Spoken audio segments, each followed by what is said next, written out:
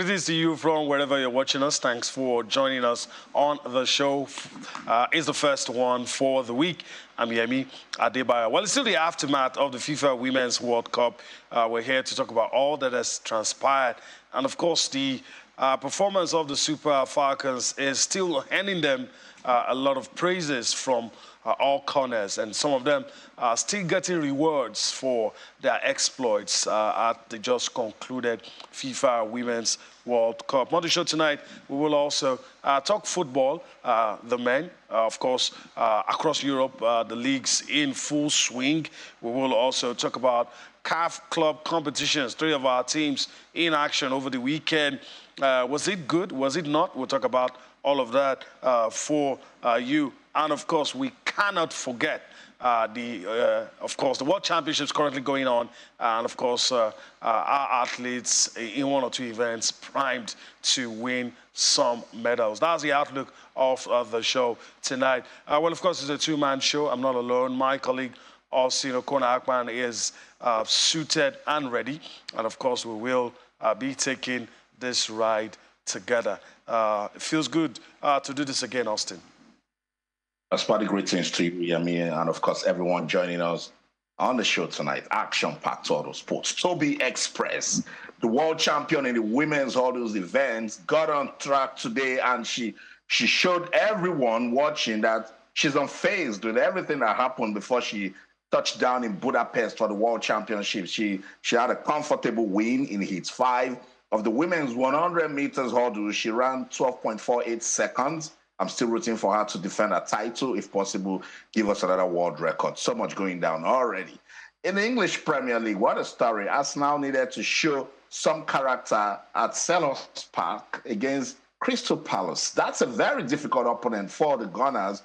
But Mikel Arteta's team somehow held on to a 1-0 win to, stay relevant at the start of the season. But, so much controversy as regards the timing, and I've heard all sorts right here with local media.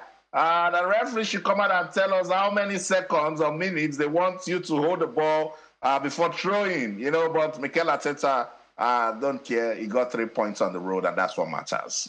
Yeah, that's all that matters. And hopefully we will be having a conversation with regards to the just concluded FIFA Women's World Cup with one of the stars. We'll keep that under the wraps and let it surprise our viewers when we get to that point. But as we move on, let's quickly introduce our partner in the Lagos studio. Kehinde Idris joins us now. Kehinde Idris, greetings to you. Thanks for finding out time to be with us on the show. It's always good to be here. Always looking forward to Tuesday night where, I appear on Sports Tonight. And I'm looking at the menu and I'm, particularly excited about the Super Falcons, the ratings, from around the world. Like the First Lady said, he said, everything you did wasn't just noticed by we Nigerians, noticed by Africans, noticed by the entire world. And then the way our team showed up at the CAF competition, talking about the Confederation and also the Champions League, I think it's worthy of being noticed and also talked about. So looking forward to, digging into that. Yeah, looking forward to digging into that. Like I said, the performance of the Super Falcons, even after they've crashed out of the just concluded FIFA Women's World Cup, got everyone talking. And, of course, excited people are still talking about them. They're getting rewards left, right, and center. And hopefully we will have a conversation with one of them as we move on. And just like we've been saying all along, it's difficult, especially when you look at the fact that England made it to the final, Australia that we beat got to the semi-finals. Then you begin to imagine what could have happened if probably we won that game against England. But we're left to lick our wounds. That's what it is. So let me just quickly yield to Austin. We could go on and on. We could go on and on talking. Kehinde Idris, while we're waiting to get Austin back into it, it is no surprise that governors are falling over themselves to receive the girls. It is no surprise, even in the rankings recently released, the ladies have been acknowledged by their positioning. And it's not far-fetched, it's not surprising to see us dedicate minutes talking about what the girls did because it was no mean feat. Yemi, before the World Cup, we dedicated hours, because when you combine all of the minutes we dedicated into talking about the Super Falcons, build up to the World Cup, it went into hours at the end of the day on Sports Tonight. And what we were talking about is we know what this team can do, but do we have enough to tap out of them to have a good showing at the World Cup? It was our worry. I keep saying it. I said one of the things I'm holding on to going to the World Cup is the fact that I got close to these women, I got close to these ladies, spoke with them, and I saw the high spirit. And with all of the troubles of the coaches, the administrator, because even before the World Cup, the coach was not well trusted by Nigerians. You can't blame them with what they've seen. But the ladies were in high spirit and they were ready to go. And that was what I held on to. And I said, if this fire stays on. Pictures on your screen, the ladies hosted by the Abia State Governor, Alozie. We'll talk more about that even as we move on. Yeah. But I guess we're seeing this just to show that the ladies are well loved. They've been, being hosted left, right, and center. And of course, everybody trying, success as many, a lot of family, that's everybody trying to link up and say, oh, she's from here, she grew up from here, she's from this state, and no one has been left out. It is what it is. And then, they got to the World Cup, performed so well, and everybody wants to be attached. Look at how the First Lady hosted, the ones who returned back to the country. Yemi, these ladies did what even neighboring nation in Africa, who are rivals, outspoken rivals, had to come out and commend them, not to talk of what happens at home. Then globally, Gianni Infantino, the FIFA president, Fatma Samora, Secretary General, all speaking about, what the Super Falcons did. Then the rankings came out after the World Cup, not during the World Cup, after the World Cup. And we still went as far as being rated 7th best nation at the just concluded World Cup. And that's how well these girls performed, these women performed for us. And they left everything they could. And as you can see on your screen, the girls from Abia State, some of them presenting their club jerseys to the governor and receiving rewards. Let's allow you listen to what happened and take some reactions. Then we'll come back for more on Sports Tonight. Need to encourage you to keep coming home and also influencing positively the younger ones, because when they look at you, they can with certainty say that the future is bright. So that is what I expect of you. So from time to time, please partner with us. Come anytime you are coming to Nigeria. You have met all the people now, so just a phone call, and we'll be happy to host you. We also like to announce that maybe towards the end of the year, we'll host all of you to a dinner, the four of you.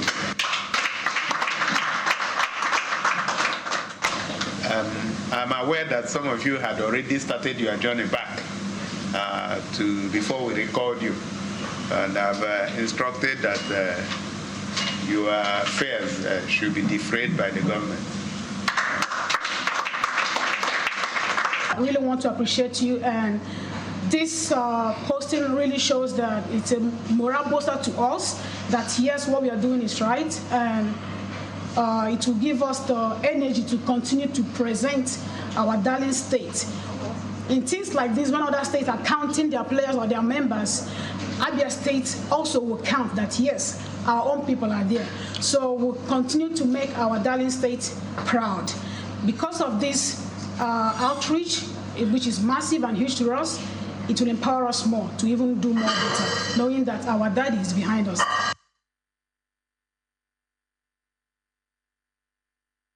All right, Abia State Governor Alex Oti, and of course some of the girls from that state, talking about all of that. All right, let's go to Austin now. We talked about, to continue with this, in the line of this conversation, talking about the Super Falcons and everything, the aftermath of the FIFA Women's World Cup. We have one of the stars at the World Cup ready to talk to us, but I'll yield the floor to Austin now, and he leads us through that conversation. Thanks so much, Yemi. And a shout out to all of the state governments, supporting members of the Super Falcons. This is the way to lose. This is how to bow out of the tournament. Round of 16 exit, but we're seeing governors saying, well done. We're seeing people saying they are now ready to support women's football. The ecosystem is bubbling, and that's because of what the Super Falcons did at the World Cup. She would have loved to be in Nigeria because, of course, she's got a background in Nigeria. Let's talk about one player that made her debut at the World Cup, but somehow she stole the headlines. Let's go to Houston. Super Falcons defender Michelle Alozie joins us live on the program. Michelle, good to have you on Sports Tonight. Hi, yeah, thank you for having me. Some busy schedule you have, but you took a time to talk to us. We appreciate it. I know you're just coming out of training. Thank you so much, Michelle Alozie. It was a debut World Cup for you, but somehow you stole the headlines. What sort of experience was it for you? I mean, it was one that I've just dreamt about since I was a little kid, so I don't think I fully was able to envision what it would have been like to be at a World Cup. But I was just super grateful and thankful to be able to do it alongside my teammates, who we had a few debutantes, so we were all in it together and just stayed together in it all. Awesome. And at the start of the World Cup, no one gave the Super Falcons any chance. You guys were ranked 40th in the world, lowest ranked team in your group. How did you and your teammates turn it around? Yeah, I think the thing that we did right when the World Cup started, or right when we started preparations for the World Cup, was that we didn't let any of the media really define anything. We didn't really care for what the media was saying, and we knew that all we could do is perform. And to do that, we just had to work hard, and through that, we would just prove everybody wrong. So instead of speaking to the media or letting the media change anything about us, our performance would, be the ultimate factor. And I think that we shut the mouths of a lot of the media people. Shutting out and, proving critics wrong. What was the feeling like after you girls defeated Australia? I mean, it was really big. It was a sold-out stadium in Brisbane, and obviously having the host country, we knew that it would be a crazy atmosphere. I think we played extremely well that game, and it showed in obviously the result. But I think it also allowed us to, build that confidence more and allow others to see that we are a strength of the team and not just a strong African team, but a strong team for the rest of the world. Awesome. I'll take you to Lagos now. For joining us, Yemi from Lagos here. Let me throw this one in. Every time I look back and look at that England game, at some point you started playing in a forward role on the left side, and I was beginning to wonder, the same lady playing right back, now playing so comfortably out there in the forward position on the left. Was that a new experience to you, or you're used to playing all those kind of different positions even at your club? Yeah, I mean, on my club, all my life, honestly, I've played as a 7. So I've been either a forward, I've been a 9, or I've been a 7. So that's kind of my natural position. And it was only since I made my debut for Nigeria that I kind of entered that fullback, that right back role. And so any chance that I have to go forward, I really take advantage of it. It's something that I feel really comfortable in doing and I love doing. And I think I show that also as I am a right back who loves to get forward. And that's because I'm a forward for my club side. All right, let me throw this in before I yield back to my colleague. Watching the game, I wasn't on the field, you guys were on the field, but watching the game, especially when Lauren James got red carded, I thought to myself, there was no way we're going to lose this game. And I felt that way up until the point that it dawned on me that it was going to be penalties. But you were there, you were on the field, we had that one-man advantage. Did he ever, at any point, come to you girls that we might lose this advantage or something might happen? I mean, I think we played really confidently the whole entire game, and I think that really showed we did have more opportunities than England. And it was just unfortunate that we were unable to, put some of the chances away. Herbs had a really good game, and the crossbar also had a really good game when Ashley Plumtree saved that or made that shot. So I think that we just played with a lot of confidence. We felt really confident in that game, and I think that showed in our performance. And soccer is just a little bit cruel, and sometimes the team that has had the most chances doesn't always win. But we just learn from that and keep moving. I totally agree with you, Michelle. Soccer, football, we call it in Nigeria, is wicked. After you ladies crashed out, I wrote that football, you are crazy, because, the Super Falcons had no reason losing that game. But let's come back to you and everything that happened at the World Cup. I'm sure you're tired of seeing your memes all over the internet. I saw the one that you did like this and said live.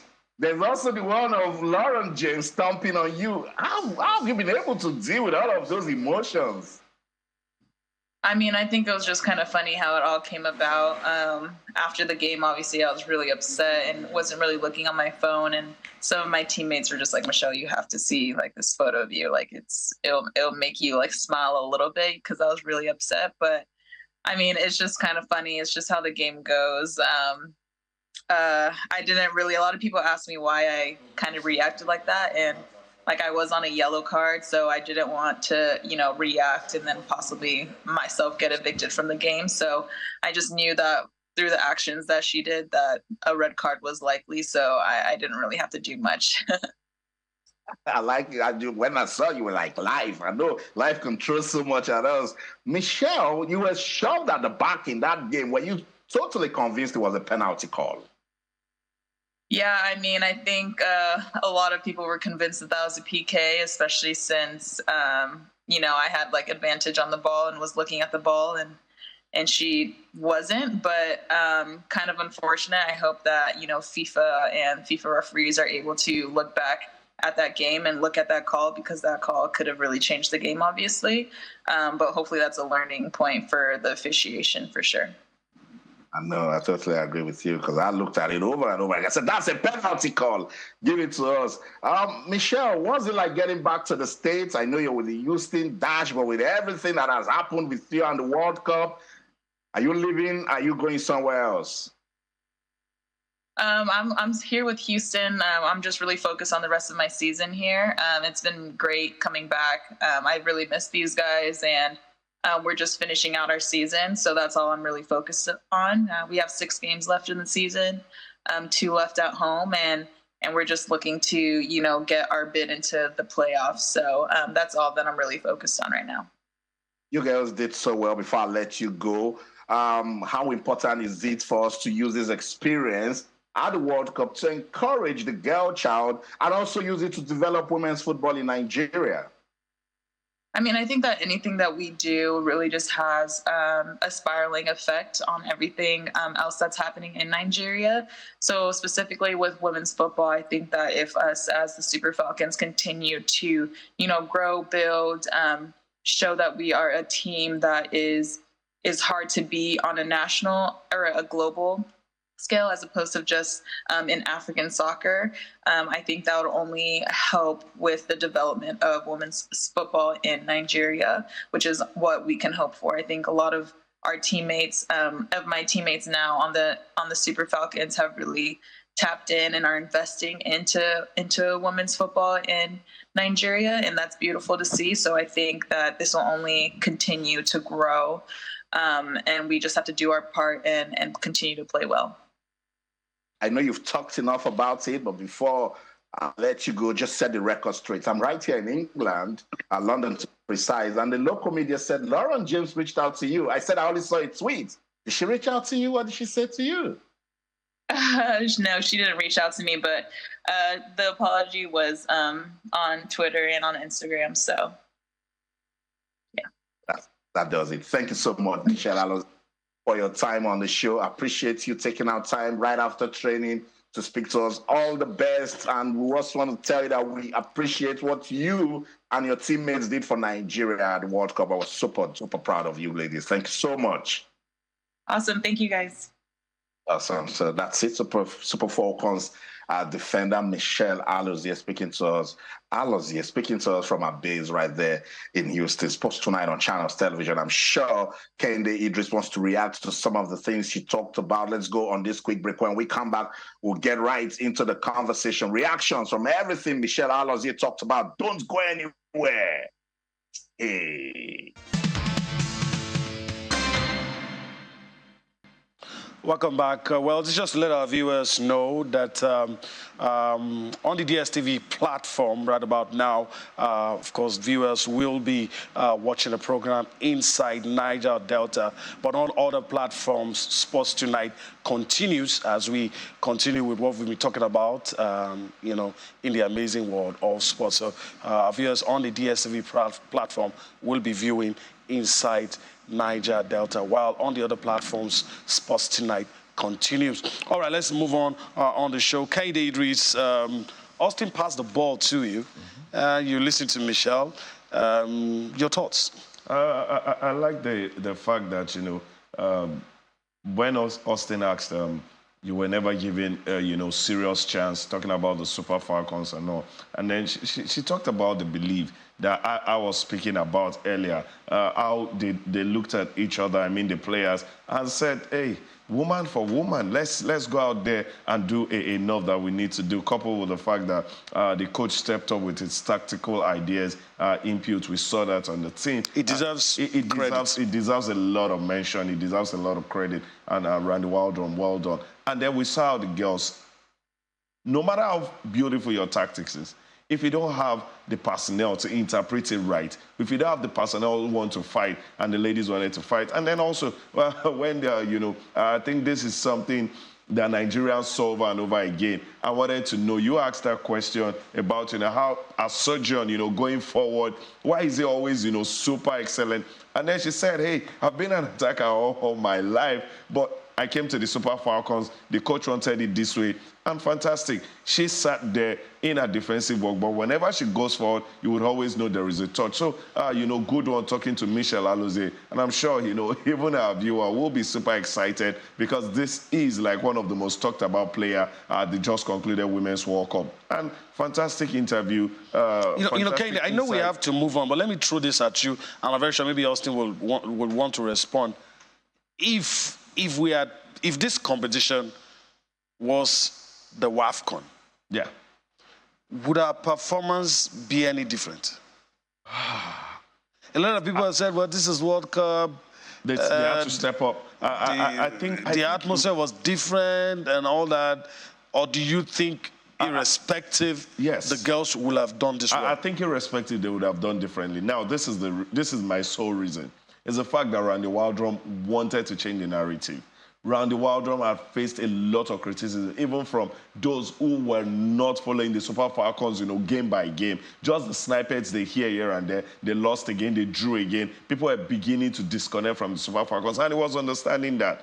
And I think if this were to be another WAFCON, after the WAFCON we had, they would have stepped up their performance because from the coach's angle, he wanted a different narrative, and that's the narrative he got. But this time he's at the world stage. And where else so bigger for you to do that? Trust me, the World Cup, no matter how well you want to perform so good, you have stumbling blocks every game, because the best of the best are at the World Cup. So if it were to be the World Cup, I think it would be even more beautiful. We'll be talking about 3-4-0 wins in games. Okay. Kende Idris' perspective on what it would have been if what we just witnessed was the Women's African Cup of Nations. If and what if doesn't count in football. We're just doing hypotheticals. All right, let's move on the show. Barely a week ago, the president, Bola Ahmed Tinubu, of course, appointed a new sports minister. It's not even up to a week now, in the person of John Eno. We've read a lot has been said about him. And of course, the agenda now, a lot of people are trying to say the agenda for the new sports minister, what they think he should be doing, what they think should happen and of course, we'll just sit back and see what will happen as he takes the helm. But of course, a lot of people have been sharing their thoughts. Some seasoned sports journalists and ex-internationals have been, saying what they feel the new sports minister should do. Let's listen to some of them. I will come back to talk some more. I would have preferred somebody with the background, but that's not to say the minister won't do a good job. If he understands the basic principles of what it's all about, and if he focuses more on the developmental side of our sports, that is bringing out the talents and developing them, not the already established level of the Super Eagles and the national teams. I think a sports minister should focus more on the grassroots, school sports, and try and get that up to speed, and every other thing will follow. That's a huge task, because the Nigerian youth are looking at sports as the game-changing tool to find their full fulfillment. If they cannot get it right in other sectors, at least in sports, everyone expects excellence, and that excellence has to be matched with benefits. Benefits that can be concretized, benefits that can give this nation hope that if we invest in sports, then there is a future. As a sports person, first of all, congratulations, Honorable Minister. Welcome on board. We have challenges. In fact, the entire world have challenges. But, it's an enormous job. He can't do it alone. But he's somebody that is open, like the former minister was. He was open, welcome ideas. He goes home, thinks about it, and come up with his own resolution. But I believe this present minister will also toe the same line. I've met him a couple of times before now. I'm not new to him. I think he's also somebody who is passionate about sports in general, not just football now. So these are things we're looking up to. So hopefully we'll be supported. Nigerians love sports. I'm not saying about football specifically now, and we wish him well. You see, the best way to go about it, you might not be 100% in everything, but your backroom staff, the people behind the scene, will make it work. Why not? Oh, it's because you didn't dwell into sport doesn't mean you don't know much about sports. And for me, I'm one person who, when Sunday Diary was announced the last time, I was saying, there we go again. But at the end of the day, I think with all the sport ministers that we had in the past, he has stand tall above everybody. So with this new minister coming in, it's all the support. He has the insight about, on sports, and he needs you journalists, we, the sport enthusiasts and the fans out there to help him to propel. It's not about one person. It's about Nigeria. The more we help whosoever sits on that seat, the better it is for Nigeria. All right, stakeholders. I dare say critical stakeholders. You listen to Jomoto Imbo, Michelle Obi. Some of us grew up listening to this guy, so they've spoken their minds. Then you also listen to Daniel Mokuchi, Augustine Govoin, all of them speaking and what to be done, what to expect. And also some of them saying it doesn't matter if the new minister doesn't have a sports background. It's how he sets out to do the job. And so, Austin, the floor is yours. You could go right, you could go left, but a lot needs to be done. A lot, so much needs to be done, particularly in terms of policy implementation. So I just want to charge the new Honorable Minister of Sports that it should be focused. I know him, he's a purpose-driven fellow, he's results-oriented. Now I've come to the realization that this is Nigeria. We will not have who is 100% sports savvy to be Minister of Sports. But we just need people who have the values, who are professionals and who can actually start something and make sure that they win with it. So Senator John Eno seems to have a very good resume as regards results and, achieving success. So I just hope that this will happen. I just want to advise him. So many people will come around the Honorable Minister. Be discerning. Don't listen to everybody. Avoid having so much committees. We've had committees from Danagogo to to Solomon Dalong, to Sunday Dare, no implementations. Just sit down, look at the sector, and I'm happy that now we have separated youth from sports. So there's focus. When the budget comes in, we know it's for sports. Just have people, like-minded individuals that understand your goals and vision and have them to, work with you. And as I said, be discerning to know who is giving you the right counsel and who just wants to come around you. Avoid sycophancy, because sports now, it has shown all of us that it's an industry. Look at Governor Alex Otti and what he's doing with sports in Abia State. It tells you, just as what Austin and Guavon talked about, the youth now know that there's an industry that can benefit them. This is a multi-billion-dollar industry all over the world. I always tell people when I go out to speak at functions, I say sports is the new oil. If you're still going there digging, looking for oil just because Nigeria, all we know how to do is oil, then you're wasting your time. Go see what America is doing with collegiate sports. Go see what Jamaica is doing with sports. See what even Kenya, see what South Africa. In the international community, let Nigeria be present. Let us have a voice in terms of policy formulation and implementation. Let us put words into action. Let us give back to the basics. Let's invest in grassroots sports development. Let's be transparent. Let's be open. Let's do the right things. We might not get immediate results, but long-term planning pays off. Look at Morocco. Look at South Africa. Look at even Rwanda. So, Honorable Minister, it is what you sow that you reap. This is a time for you to say, how can I leave a mark with sports in Nigeria, particularly development? Everybody can come out and say what they want to say about Sunday Dare, but they adopt an athlete, adopt an infrastructure, and all of those adopt a talent initiative paid off for Nigeria. And we will remember him for that, and we appreciate him for that. It wasn't perfect 100%, but he gave us something to talk about. And this is what I want to tell the Honorable Minister, because just like yesterday, this is the fourth minister that we're having under how many years? So before you know what's going on, time will go. So you better come in and make an impact. And we're here to support him, the media. If you do good, we will project it. If you're not doing well, we'll also say it. All right. There's nothing to add to what else is said, but Kate Idris, a lot of people have said our sports is a reflection of our society, is a fragment of a bigger picture. So the question now is, can a sports minister, also talked about creating the environment, can a sports minister do that alone?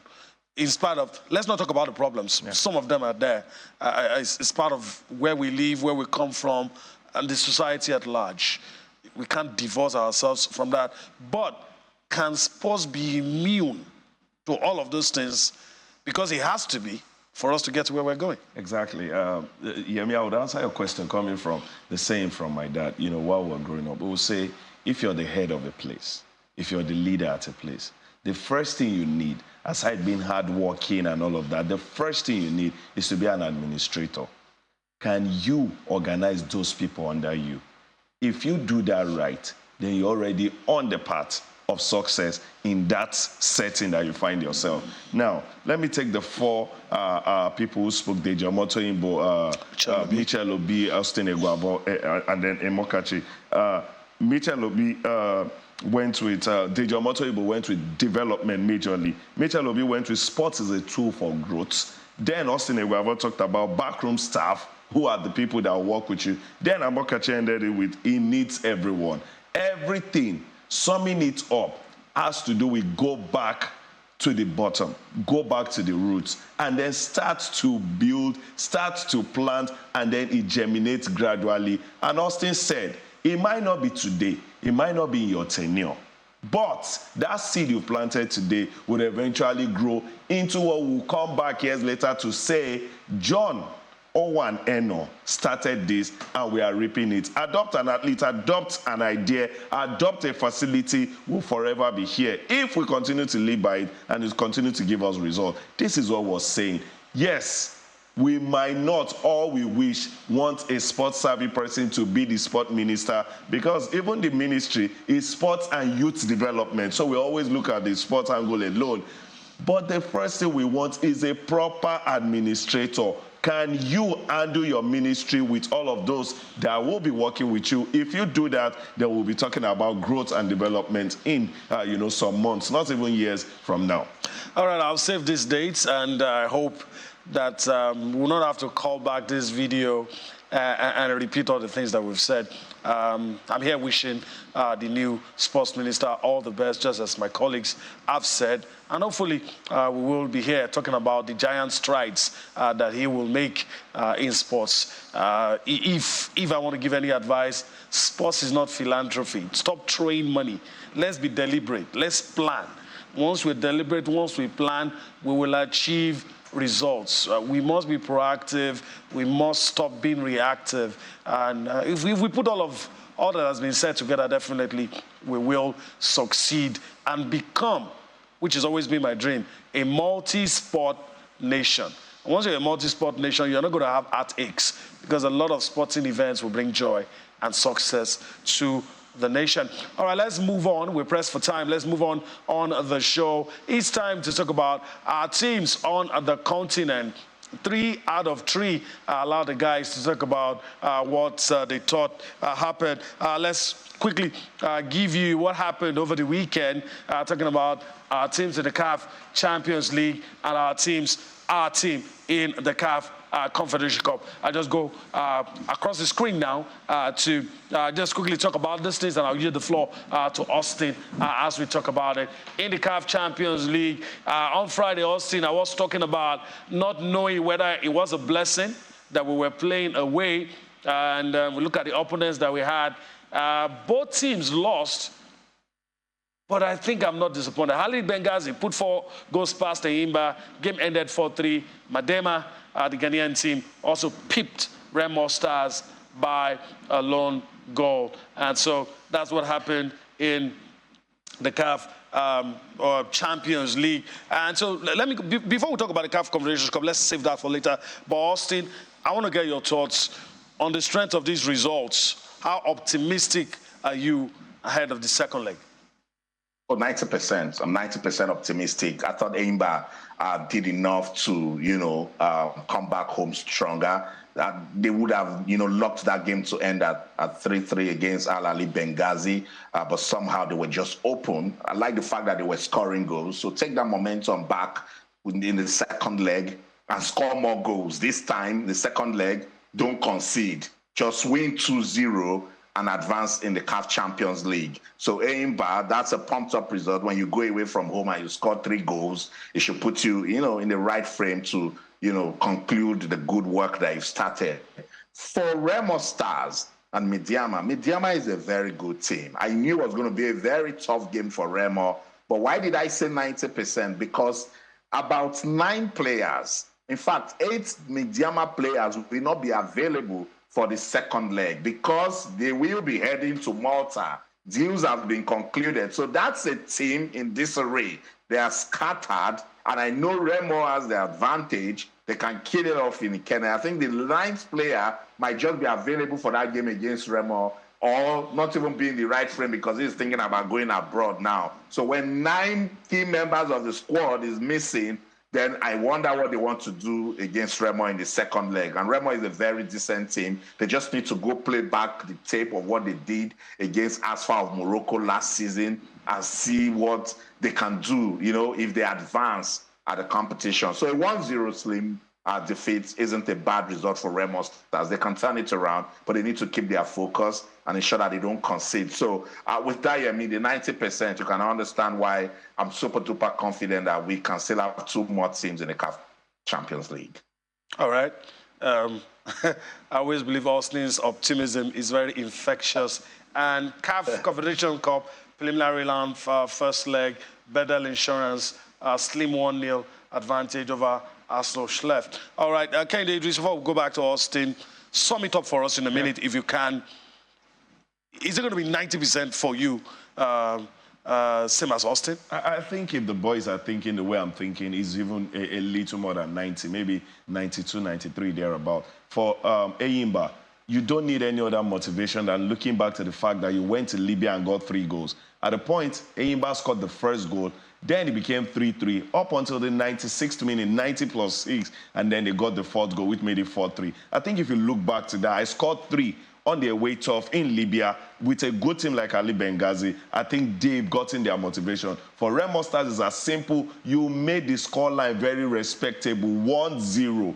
And not just 1-0. I watched that game. Remo played good football. But sometimes a home advantage just finds a way to play through. That is all you need going to. The guys in your picture?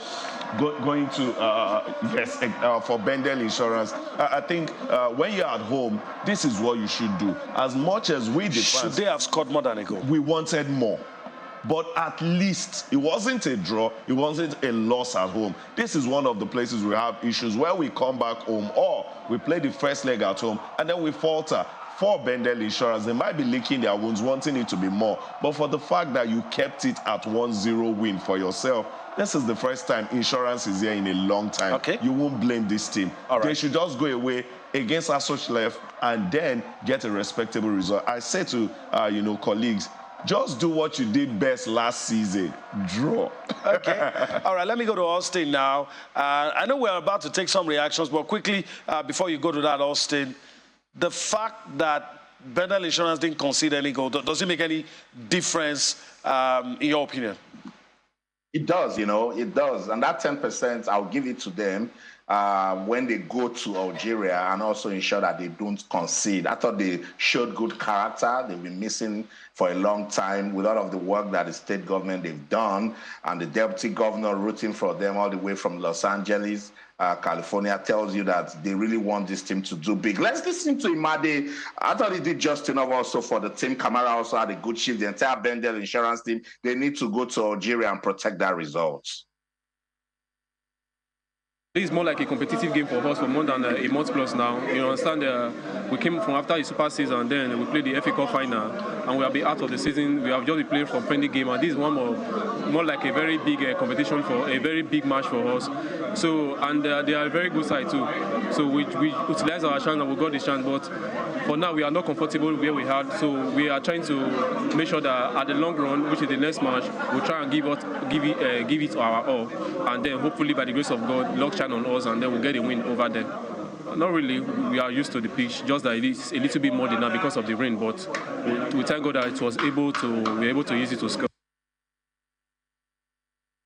All right, Imade Ozareko, of course, speaking after that victory over their opponents in that one. Well, we're pressed for time. We have just about a minute to wrap things up on the show. Austin, the floor is yours. You've talked about Toby Amushon earlier, and tomorrow she's also going to be in action in the semi-final. And a lot of people are optimistic, but a lot of people wonder if all the issues will still not be somewhere up there.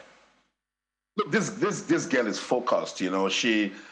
She's putting everything behind her. The moment they showed her today, I knew that, look, she was going to execute properly. Execution matters when you get on the track, and that was what she did. 12.48 seconds, she breezed all the way to victory. She didn't look like she was bothered in any way. I can't wait to see what she would do in the semis. I know the world is looking at her. That can be a motivation if she stays focused. She's the world champion. At this stage, Toby doesn't have anything to prove. It's either she goes there, win a title again, or she breaks a world record. But I like the fact that she got out there today and she executed and did the job that she needed to do. So congratulations, Toby, making the final. Stay focused and keep winning, not just for yourself, but for Nigeria and the continent of Africa. That's the show. From me right here in London, Austin Okonakpan, in everything you do, remember, just keep talking sports. Bye for now.